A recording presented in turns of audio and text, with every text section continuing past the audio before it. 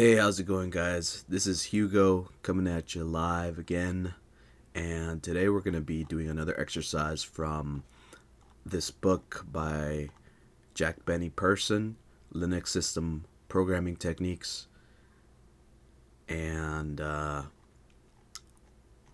going to get started. So just follow along, and let's get a program running.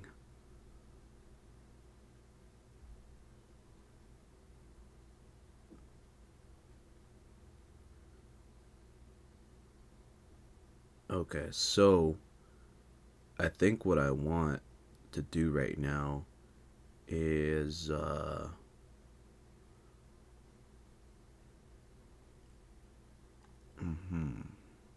let's see.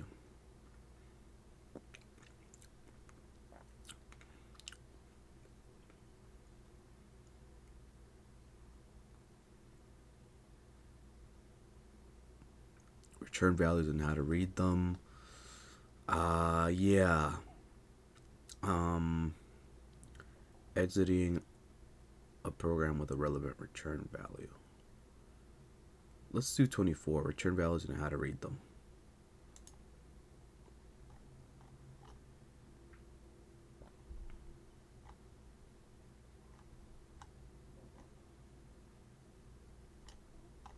Okay, so let's read it from the top right here. Making your programs easy to script. Linux and other Unix systems have strong scripting support. The whole idea of Unix from the very beginning was to make a system easy to develop on. One of these features is to take the output of one program and make it the input of another program, hence building new tools with existing programs. We should always keep this in mind when creating programs for Linux. The Unix philosophy is to make small programs that do one thing only and do it well. By having many small programs that do only one thing, we can freely choose how to combine them. And by combining small programs, we can write shell scripts, a common task in Unix and Linux. This chapter will teach us how to make programs that are easy to script and easy to interact with other programs. That way, other people will find them much more useful. It's even likely they will find new ways of using our programs that we haven't even thought of, making the programs more popular and easy to use. In this chapter, we will cover the following recipes: return values and how to read them, exiting a program with a relevant return value, redirecting standard in, standard out, and standard error, connecting programs using pipes, writing to standard out and standard error, reading from standard in, writing a pipe-friendly program, redirecting the result to file, reading environment variables. So let's get started. So I'm going to read the technical requirements for you guys. All you need for this chapter is a Linux computer with GCC and make installed, preferably via one of the meta packages or group installs mentioned in chapter 1, getting the necessary tools and writing our first Linux programs. It's also preferable if you use the bash shell for optimal compatibility. Most of the examples will work with other shells as well, but there's no guarantee that everything will work the same way on every possible shell out there. You can check which shells you're using by running echo shell in your terminal. If you're using bash, it will say bin bash. And then you can download all the code for this chapter from here, and you can check out the following link to see the code in action video here. So I'm gonna just do it for fun over here, check which shell I have. So I'm gonna do echo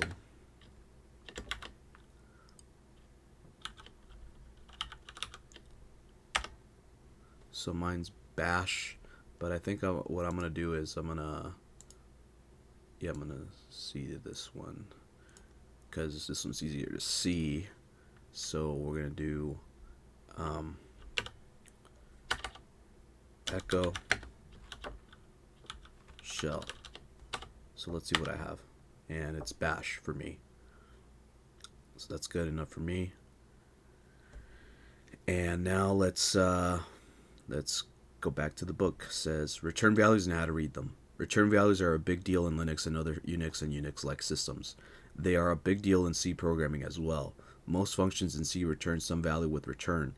It's that same return statement we use to return a value from main to the shell. The original Unix operating system and the C programming language came around the same time and from the same place. As soon as the C language was completed in the early 1970s, Unix was rewritten in C. Previously, it was written in assembler only, and hence C and Unix fit together tightly. The reason why return values are so crucial in Linux is that we can build shell scripts. Those shell scripts use other programs, and hopefully our programs as its parts. For the shell script to be able to check whether a program has succeeded or not, it reads the return value of that program. In this recipe, we will write a program that tells the user if a file or directory exists or not.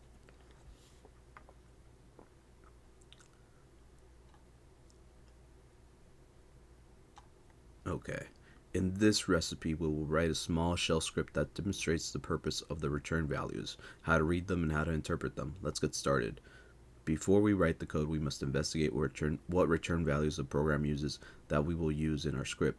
Execute the following commands and make a note of the return values we get. The test command is a small utility that tests certain conditions.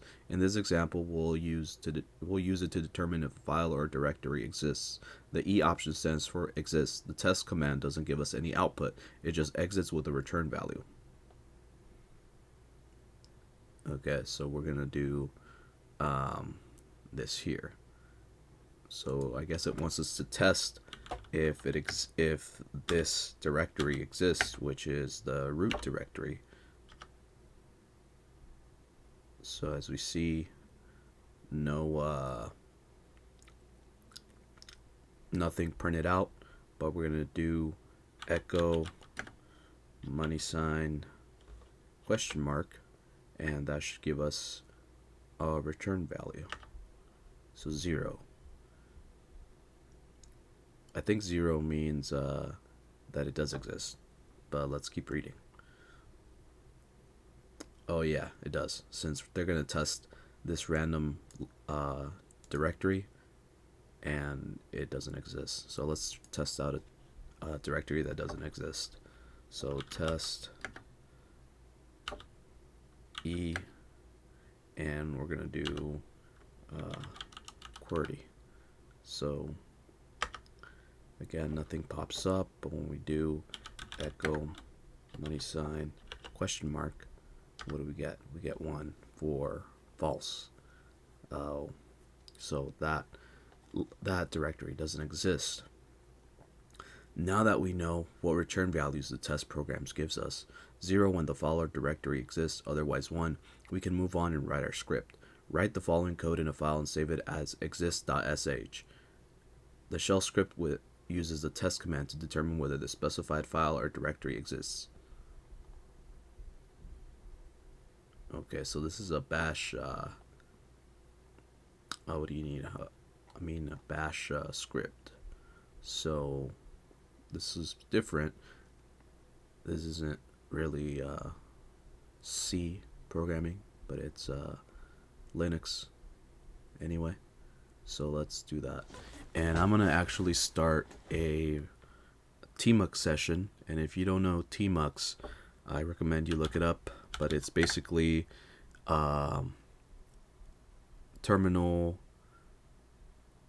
windowing software that you can put onto your terminal. And basically what it does is it lets you open multiple terminals in one window and also detach the terminals and reattach to them as needed. So I actually just read documentation for this earlier today, and I was wanting to use it more often, so this is a great time to use it. So we're going to do tmux, and that's our window right there.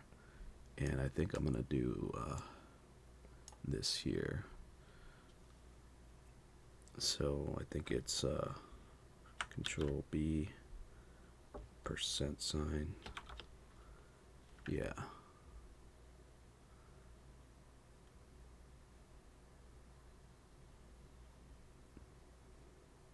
Control B.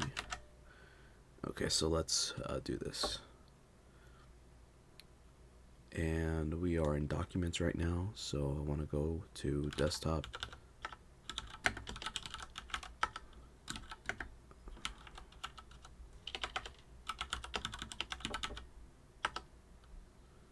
And we want to name this exist.sh. So we're going to do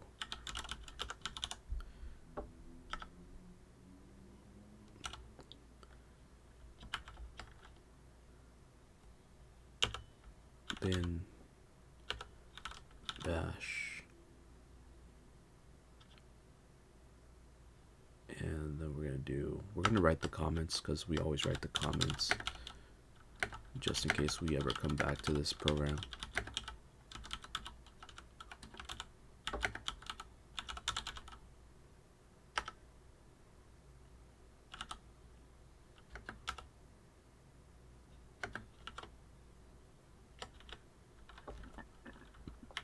And to tell you the truth,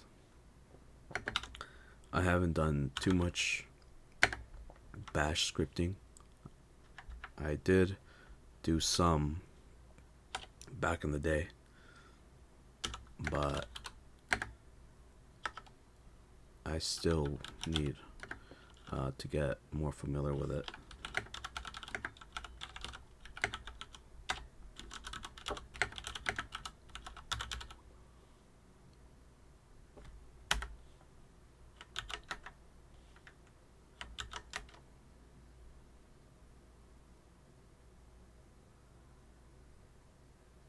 So let me see how I can move this to the right. Let's see.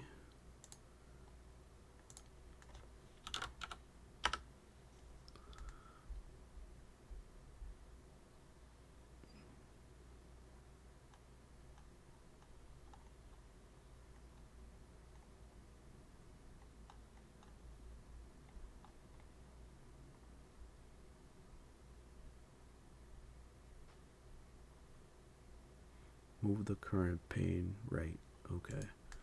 So it's Control B. Okay, we don't want that.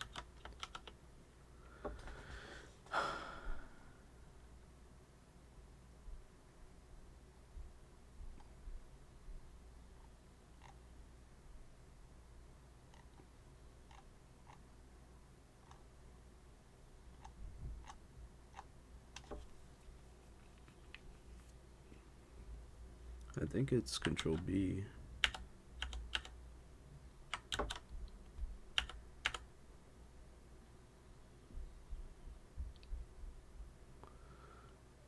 Anyway, we're just gonna leave it like that.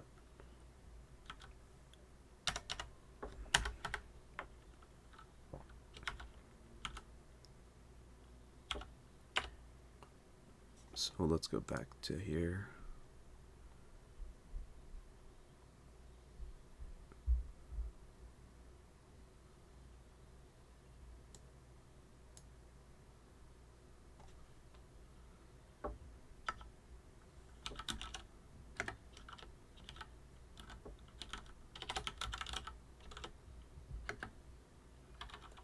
So you can do this on any editor that you have. I'm doing it on Vim. So if you know how to use Vim, you can use Vim too. But if not, you can just feel free to use any code editor or text editor you have for this part.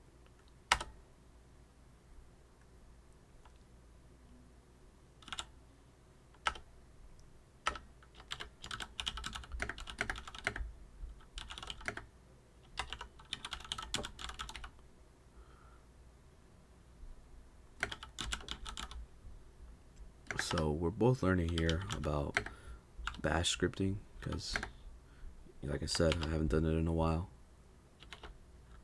But I always thought bash scripting was pretty interesting because it just has a bunch of weird symbols.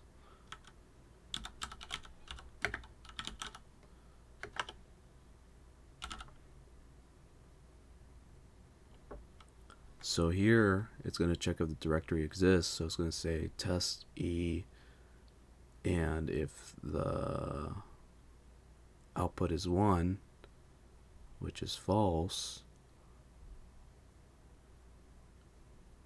if money sign question mark minus EQ 0,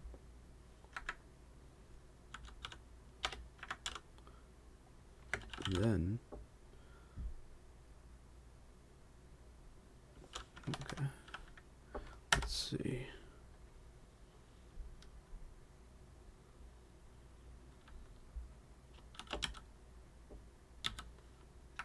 And that is why I like Vim, so I can do stuff like that.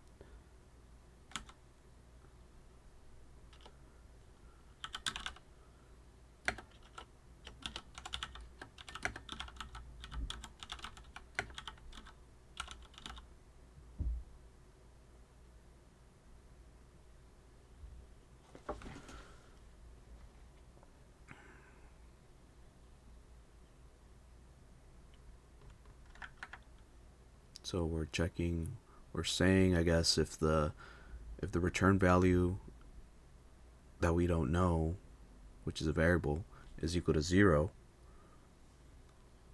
then the file or directory exists. Else if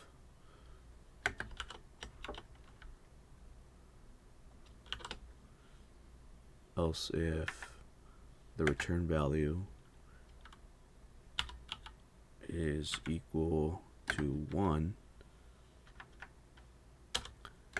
then echo file or directory does not exist. And then we're going to do exit 3. And I guess this is the special value, return with the special code or other. So other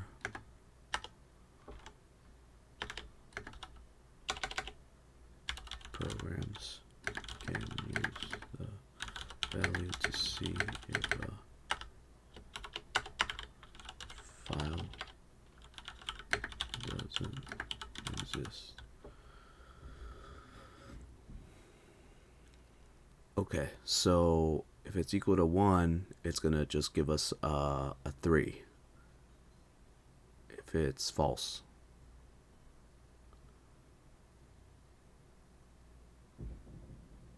So okay, and then we're gonna do else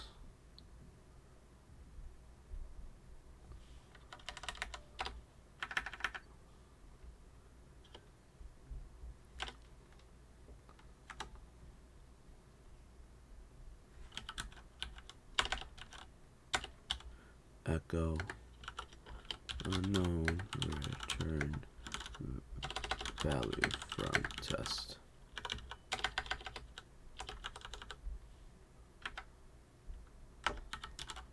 Exit 1 hashtag unknown error occurred.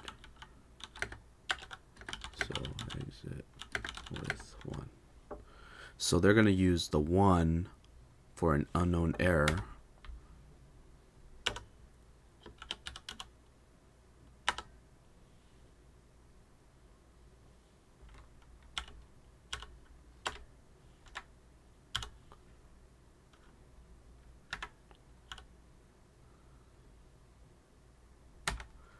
So they're going to use 1 for the unknown error, which for the test program that they're using, 1 means that the directory wasn't found.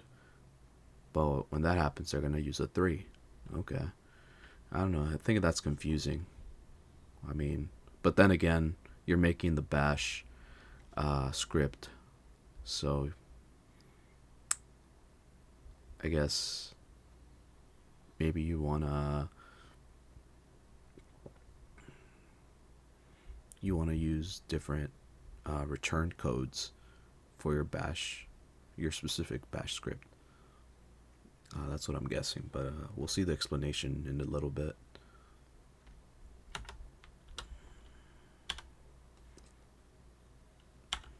Okay.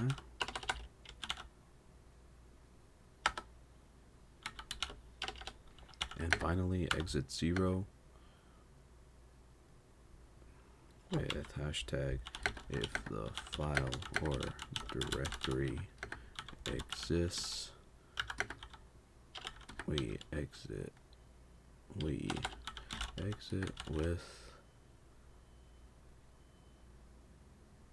what? With 0?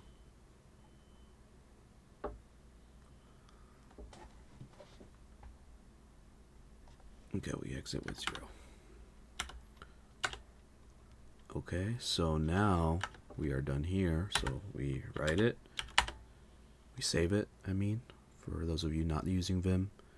And then what I can do is go to my other terminal right here, and I'm gonna make it into an executable. chmod plus x exist. Oh, first I need to go to my directory. So I'm gonna use cd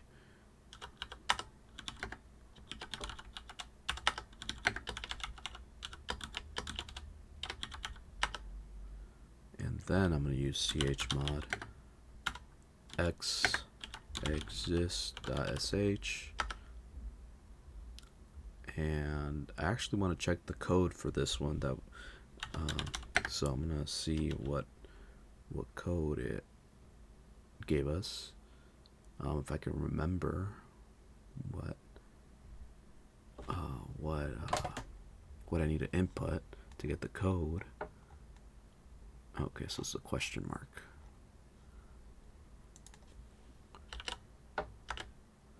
Zero, so it means everything went all right. So I'm guessing it made the executable, so we're gonna test it now.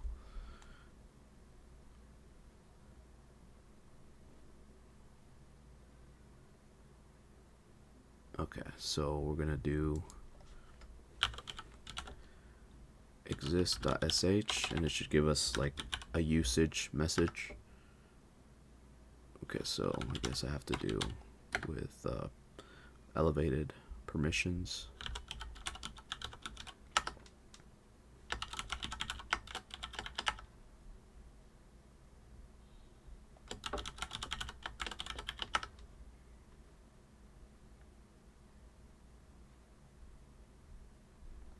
So exist sh not found, why not?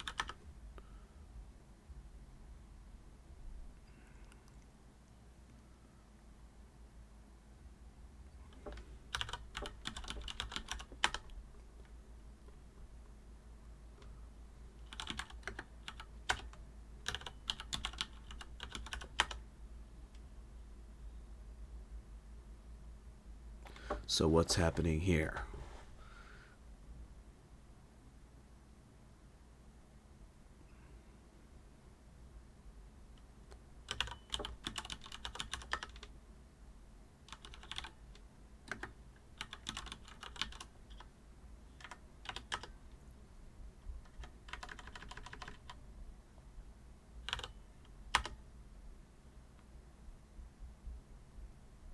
So I want to see why it's telling me that the command isn't found.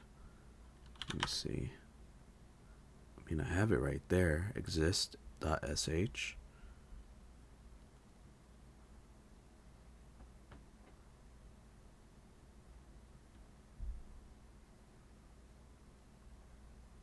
Let me see if I need to put it as an executable again. Okay, and then let me check how to, let's see, I think it's LSA. No.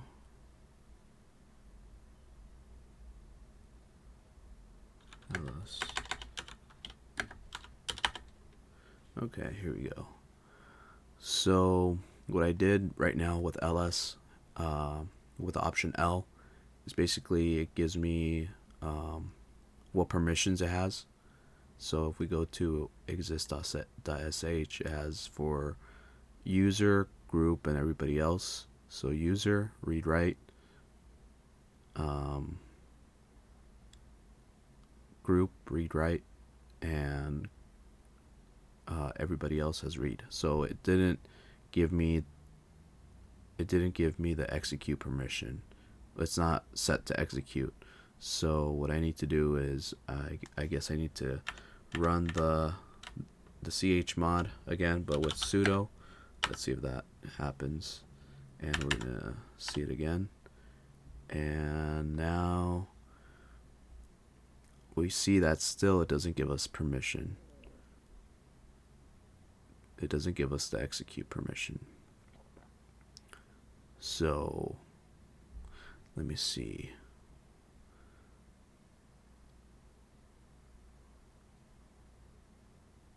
Why isn't it giving us?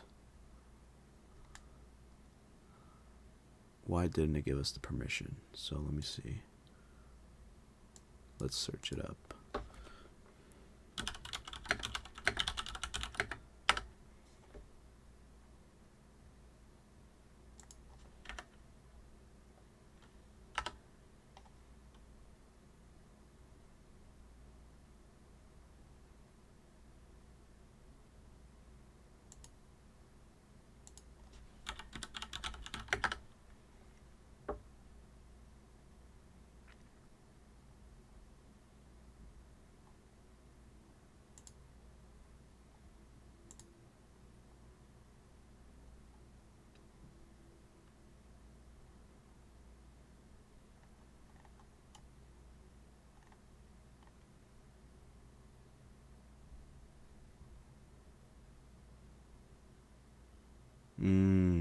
Oh, plus X. That's what I missed. So right here, you need to make it executable with the following command: chmod plus X, and I put minus X. So that was my problem. So let's just do that. So basically a typo. And now we should see exist.sh, read write execute, and read and execute.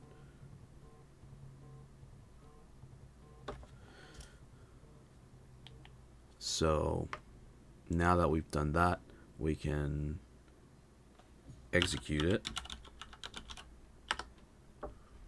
and it's going to give us the usage. So let's see, it's supposed to test whether a directory exists. So I'm going to use a random directory that doesn't exist, and I'm going to just put lmnop. So it gives us file directory does not exist. Okay, and we got to check also the error code that it gave us. So we're going to do echo $? 3. So give us a 3. A 3 means, yeah, that the file or directory does not exist. Okay, so that went well. And now we need to do a directory that does exist. So we're going to do etc. So that one exists. And let's see the error code with echo $? And it's 0. So 0 means, let's go check. 0 just means the file or directory exists, and we exit with 0. 0 means everything went alright. So that's using the bash scripting with it.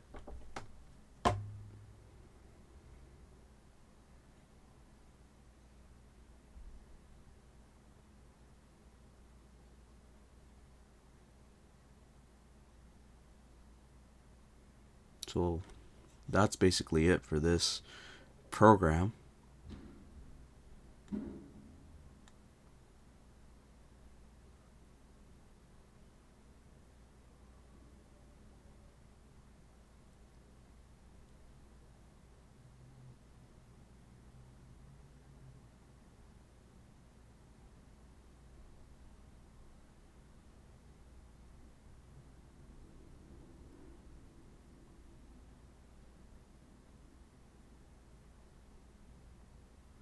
Now that we know that it's working and leaving the correct exit codes, we can write one-liners to use our script together with. For example, echo to print a text stating whether the file or directory exists.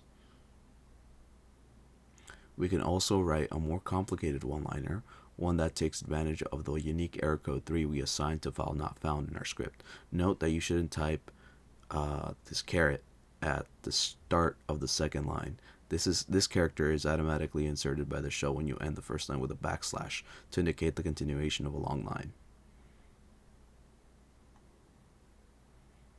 Okay, so this is exist.sh and it's going to give a random directory that doesn't exist. And you want the error code to go to dev null. And if the error code is equal to 3, then echo that doesn't exist. And if else, and if.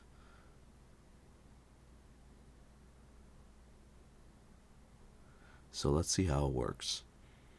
The test program is a small utility designed to test files and directories, compare values, and so on. In our case, we used it to test if the specified file or directory exists, E for exist. The test program doesn't print anything, it just exits in silence. It does, however, leave a return value. It is that return value that we check with the money ? Variable. It's also the very same variable we check in the script's if statements. There are some other special variables in the script that we used. The first one was $#, which contains the number of arguments passed to the script. It works like argc in C. At the very start of the script, we compared if money# is not equal to 1, minus and E stands for not equal. If $# is not equal to 1, an error message is printed and the script aborts with code 1. The reason for putting hashtag $# inside quotes is just a safety mechanism. If in some unforeseen event money # were to contain spaces, we still want the content to be evaluated as a single value, not two. The same thing goes for the quotes around the other variables in the script. The next special variable is money 0. This variable contains argument 0, which is the name of the program, just as with argv0 in C, as we saw in chapter 1, getting the necessary tools in writing our first Linux programs. So where is that at? Oh, right here, echo example 0. And the first argument to the program is stored in money1 as shown in the test case. The first argument in our case is a supplied file name or directory that we want to test. Like our C programs, we want our scripts to exit with a relevant return value, or exit code as it is also called. We use exit to leave the script and set a return value. In case the user doesn't supply precisely one argument, we exit with code 1, a general error code. And if the script is executed as it should and the file or directory exists, we exit with code 0. If the script is executed as it should, but the file or directory doesn't exist, we exit with code 3, which isn't reserved for a particular use, but still indicates an error. All non-zero codes are error codes. This way, other scripts can fetch the return value of our script and act upon it. In step 5, we did just that, act upon the exit code from our script with the following command. And this I didn't run, but let's run it right now. So here we go. Exist.sh,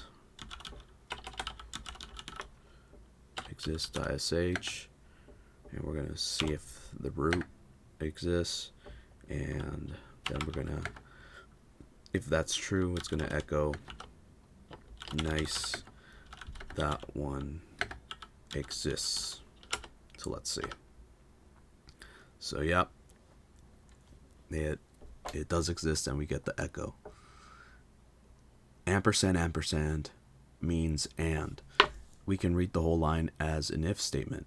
If exists.sh is true, that is exit code 0, then execute the echo command. If the exit code is anything other than 0, then the echo command is never executed. In step 6, we redirected all the output from the script to dev null, and then used a complete if statement to check for error code 3. If error code 3 is encountered, we print a message with echo. So I didn't do that one either. but I'll leave that as an exercise for you guys. You just have to type in exist.sh, give it a false directory, ampersand caret to dev null, and then put this what is it called, backslash,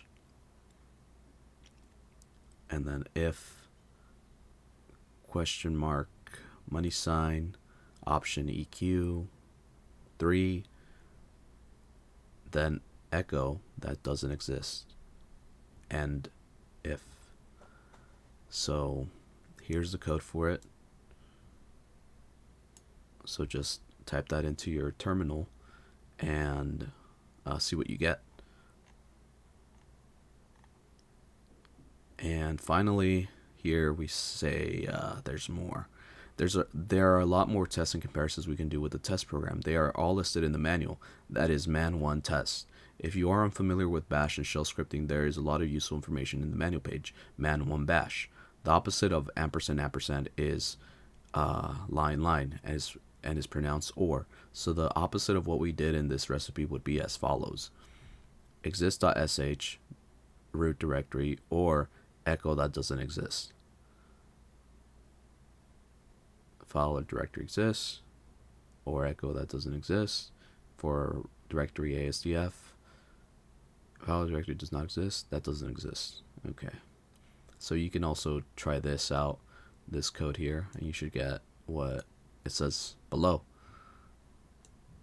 These two right here.